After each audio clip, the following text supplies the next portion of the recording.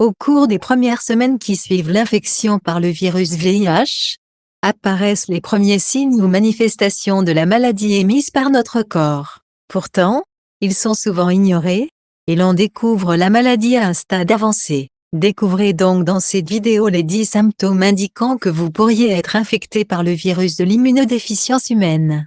Symptôme numéro 1 de l'infection par le VIH, une fatigue intense. Après une infection par le VIH, il est courant de ressentir un profond épuisement qui peut durer au moins une semaine. Cette fatigue vient du dur combat que mène l'organisme contre le virus de l'immunodéficience humaine. Cette fatigue extrême peut avoir un impact significatif sur le bien-être. Les tâches quotidiennes qui étaient autrefois simples deviennent des obstacles. Et même se rendre au travail ou accomplir sa routine quotidienne peut nécessiter des efforts extraordinaires. Symptôme numéro 2 de l'infection par le VIH, lésions cutanées. Parmi les symptômes pouvant accompagner l'infection par le VIH, certaines personnes remarquent l'apparition d'une éruption cutanée rouge et lisse sur diverses zones du corps, notamment les bras, le tronc et les jambes. Bien que, dans certains cas, cette éruption cutanée puisse être limitée à une ou deux régions spécifiques, il est à noter qu'elle persiste pendant au moins une semaine. De nombreux patients signalent un inconfort face à cette pathologie. Il est crucial de comprendre que cette manifestation cutanée est la réaction naturelle de l'organisme à la fièvre et à l'inflammation déclenchée dans le processus de lutte contre l'infection par le VIH. Symptôme numéro 3, les sueurs nocturnes. Les sueurs nocturnes liées à l'infection par le VIH sont le résultat de l'effort intense des défenses de notre organisme, qui fonctionnent au maximum de leur capacité pour combattre le virus envahisseur. Contrairement à la transpiration occasionnelle lors des nuits étouffantes, les sueurs nocturnes induites par le VIH sont considérablement plus intenses et durables, pouvant durer plusieurs jours à la fois. Cette transpiration excessive la nuit est une indication claire de la bataille interne à laquelle le corps est confronté contre l'infection par le VIH. Symptôme numéro 4, fièvre et frissons. Une fièvre légère accompagnée de frissons est l'un des symptômes les plus courants de l'infection par le VIH et ne doit pas être négligé. Cet état reflète la lutte de l'organisme contre l'agent pathogène indésirable. Il est important de noter que l'augmentation de la température corporelle, caractéristique de cette fièvre, dure généralement une période qui varie d'1 à 2 semaines, mais elle peut se manifester brusquement en une seule journée. Cette réaction fébrile est un signe clair que le système immunitaire est engagé dans la lutte contre l'infection par le VIH. Par conséquent, tout signe de fièvre et de frisson mérite une attention médicale et une évaluation immédiate. Symptôme numéro 5, mal de gorge. La sensation de mal de gorge est une réaction inflammatoire de l'organisme en réponse à la présence du virus. Dans ce type d'inflammation, il n'est pas courant que des taches ou des sécrétions blanches se forment, comme c'est le cas dans les infections bactériennes de la gorge.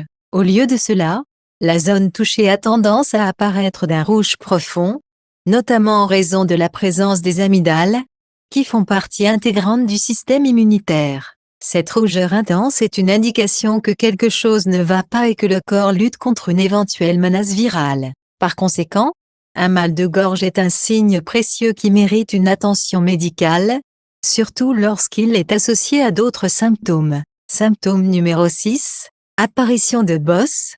Une autre réponse inflammatoire caractéristique de l'infection par le VIH est l'apparition de bosses, ou gonflement des ganglions lymphatiques, situés dans le cou et les aisselles. Ce sont les zones où les plus gros vaisseaux lymphatiques jouent un rôle crucial dans la production de cellules de défense du système immunitaire. Lorsque le corps est infecté par le VIH, ces ganglions lymphatiques sont appelés à travailler plus intensément, ce qui entraîne une augmentation du volume et une inflammation des ganglions. Il s'agit d'une indication importante de la lutte de l'organisme contre l'infection par le VIH et doit être surveillée par un professionnel de la santé. Symptôme numéro 7, diarrhée.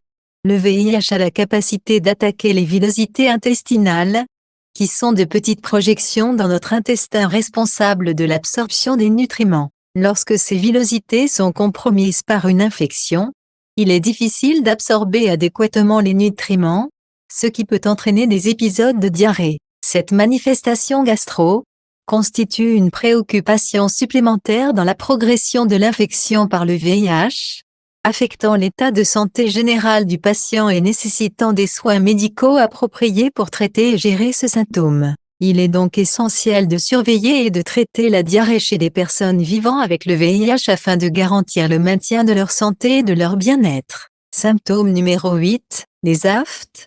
Dans le contexte de l'infection par le VIH, l'apparition des aftes est souvent observée comme une réponse inflammatoire de l'organisme.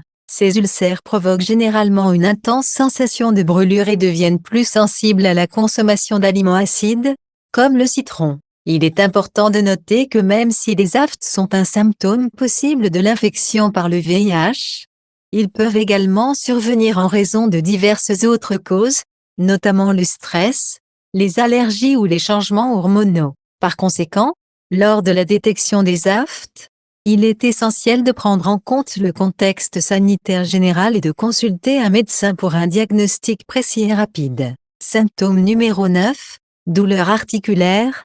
Il est important de noter que les personnes infectées par le VIH peuvent également ressentir des douleurs articulaires, qui peuvent affecter les bras, les jambes et les doigts. Ces douleurs articulaires pourraient être une manifestation de la réponse inflammatoire du système immunitaire face au virus. Les douleurs rhumatismales, en particulier, peuvent survenir en réponse à un virus qui attaque le système immunitaire.